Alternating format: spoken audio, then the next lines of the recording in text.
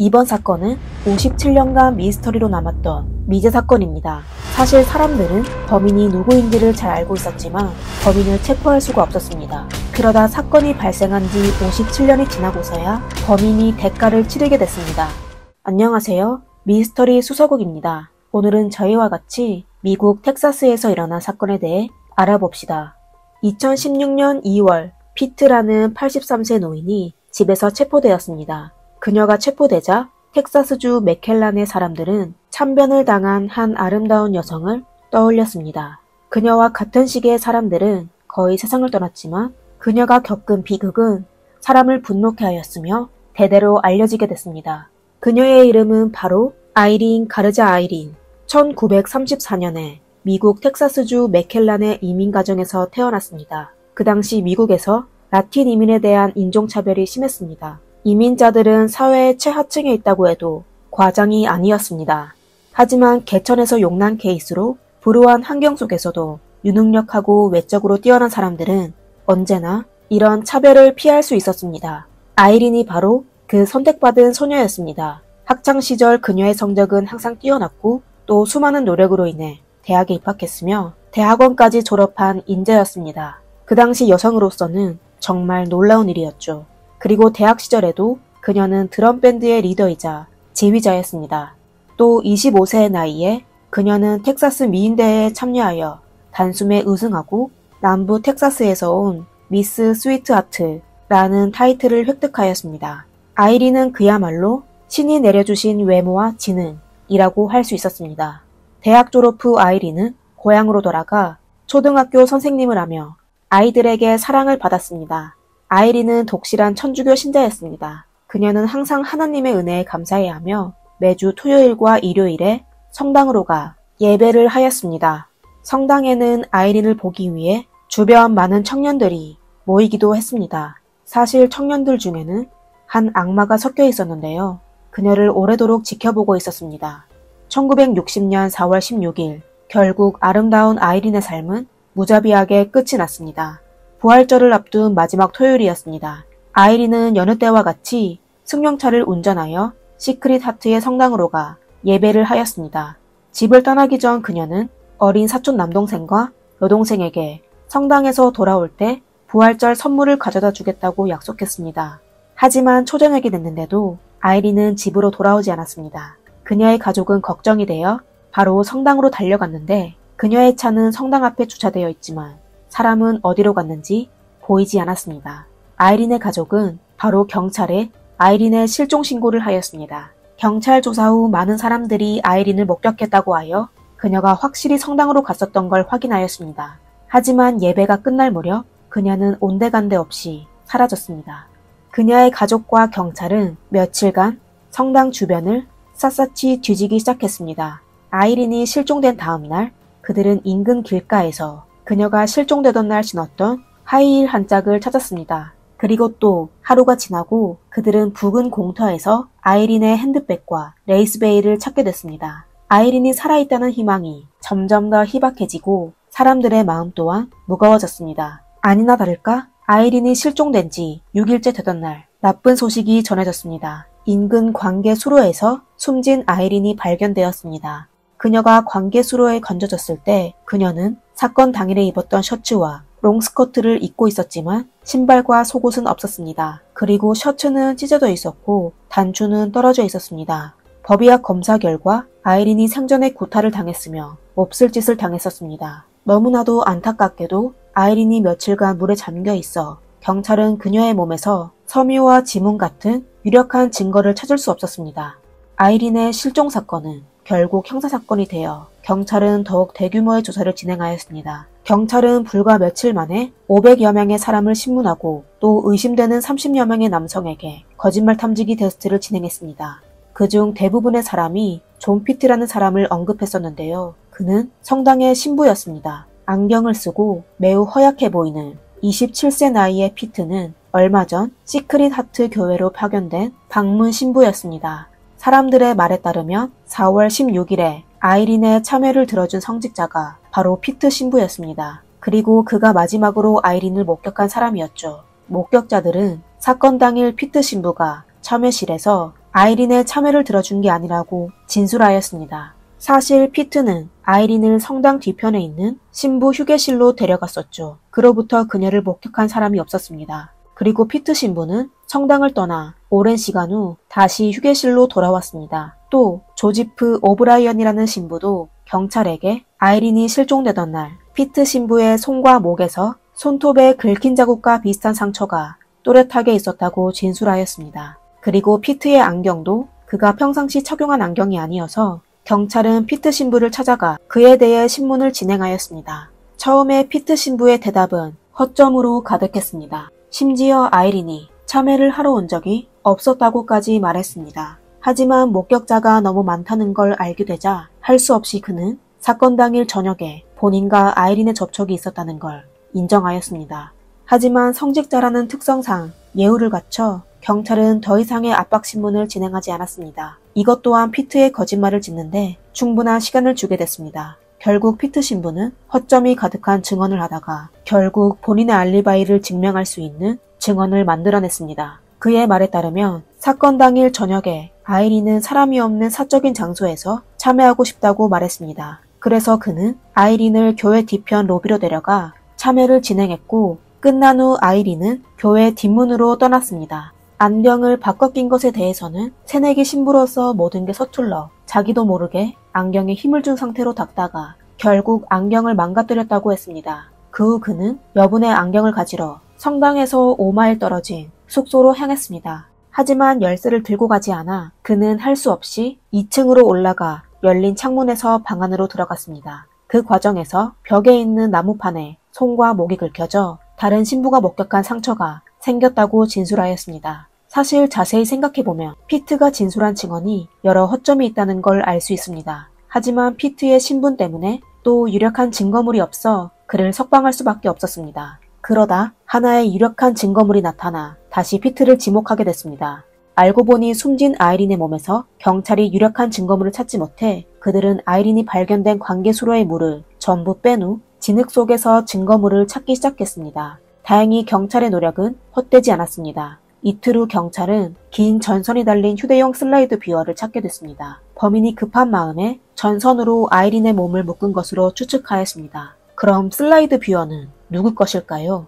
경찰은 분실물 공고를 내어 범인을 찾기 시작했습니다. 피트는 죄책감이 없는 건지 아니면 어리석은 건지 경찰에게 연락하여 슬라이드 뷰어가 본인의 물건이라고 신고하였습니다. 상식적이라면 이때 경찰은 피트를 체포할 수 있었지만 충분한 증거물이 있었는데도 그들은 피트가 거짓말 탐지기 테스트를 통과했다고 그를 용의자 혐의에서 배제하였습니다. 사실 나중에 알게 됐는데요. 경찰은 피트에 대해 거짓말 탐지기 테스트를 진행한 적이 없었습니다. 하지만 진실은 밝혀지기 마련입니다. 누군가가 피트 신부에 대한 혐의와 경찰이 발견한 증거와 증언을 현지 매체에 폭로하여 여러 뉴스에 보도되었습니다. 맥켈런 주민들은 충격 끝에 분노에 빠져 항의 전화를 하기 시작했습니다. 하지만 경찰은 여전히 피트에 대해 아무런 조치도 취하지 않았습니다. 분명 사건 수사에 막강한 세력을 개입했을 것입니다. 얼마 안 돼 또 한 건의 충격적인 사건이 발생했습니다. 또 한 명의 피해자가 사람들 앞에 나서게 됐는데요.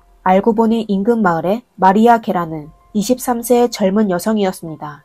아이린이 참변을 당하기 3주 전에 마리안도 현지 성당에서 기도를 하던 도중 한 남자가 뒤에서 그녀를 껴안고 천으로 그녀의 입을 막았습니다. 마리아가 힘껏 몸부림치며 살려달라고 외쳤고 결국 그 남자를 당황시켜 도망쳤습니다. 마리아는 그 남자가 젊고 짙은 머리에 검은색 뿔테 안경을 썼었고 또 신부 옷차림의 남자라고 하였습니다. 하지만 그 마을에는 그녀가 진술한 남자가 없어 경찰 조사는 당분간 보류됐습니다. 그러다 아이린이 비참하게 세상을 떠나게 되고 피트가 유력한 용의자라는 뉴스가 발표되었습니다. 마리아는 바로 피트가 본인을 공격한 남자라는 걸 알게 됐습니다. 마리안의 확실한 증언에 검찰은 1961년에 피트를 기소하였습니다. 첫 번째 재판에서 검찰은 유력한 증거를 제시하였습니다. 재판이 진행될수록 피트는 무조건 감옥에 가야 했습니다. 하지만 두 번째 재판부터 엄청난 세력이 개입한 것 같았습니다. 검찰과 변호인이 기이하게 합의를 진행하였습니다. 피트가 마리아에게 $500, 하나로 약 66만 원을 합의금으로 지불하였고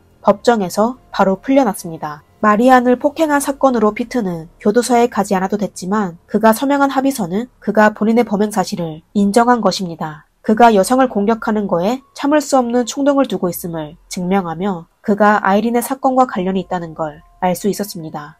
사람들은 그가 법정을 나가는 순간 아이린 사건으로 다시 체포됐어야 한다고 했지만 경찰은 그렇게 하지 않았습니다. 아이린의 사건 수사는 이렇게 멈추게 됐습니다. 사건 수사에 참여한 경찰들도 상급자의 명령으로 수사를 멈춰야 했으며 또 모든 증거 자료를 윗선에 바쳐야 했습니다. 아이린의 부모와 가족들은 강하게 반발하였습니다. 사실 그 당시 아이린은 가족의 자랑일 뿐만 아니라 텍사스의 자랑이었는데 어떻게 사건을 간단히 묻어둘 수 있겠어요. 하지만 천주교 세력이 너무 강하여 그들은 강제로 진압당할 수밖에 없었습니다. 아이린의 삼촌도 경찰이었는데요. 바로 조카의 사건을 조사했던 경찰 중 한 명이었습니다. 하지만 그도 상급자의 명령을 위반할 수 없었습니다. 그때부터 사람들은 항상 강하게만 보였던 경찰들이 주방에서 자주 슬프게 울고 있는 모습을 보게 됐습니다. 그럼 피트 신부는 어떻게 됐을까요? 그는 얼마 안 돼 외딴 수도원으로 파견되어 심리상담을 받게 됐습니다. 그리고 몇 년 후 그는 또 다른 곳으로 가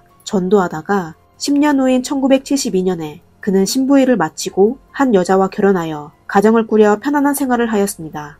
그 사이 아이린의 부모와 친족 또 많은 친구들이 40여 년의 세월을 버티지 못하고 하나둘 세상을 뜨게 되어 아이린에 대한 공정한 심판을 보지 못했습니다. 하지만 아이린에 대한 그리움과 사건에 대한 헌신은 다음 세대에도 전해졌습니다. 그러다 2002년에 데일 타첸이라는 중요한 증인이 나타났습니다. 앞서 말씀드린 아이린이 참변을 당하고 성당에서 피트 신부를 외딴 수도원으로 가 심리상담을 받게 했다는 걸 기억하고 계시죠? 그 수도원이 미주리주에 있었는데요. 데일이 바로 피트의 심리상담을 해줬던 신부 중 한 명이었습니다. 그 당시 데일은 지위가 낮은 수도사였습니다. 하루는 그의 상급자가 그에게 신인 신부가 다른 구역에서 사람을 다치게 하여 심리 지도를 해주라는 내용을 전달받았습니다. 이렇게 그는 피트를 만나게 됐고 그와 함께 시간을 보내게 됐습니다.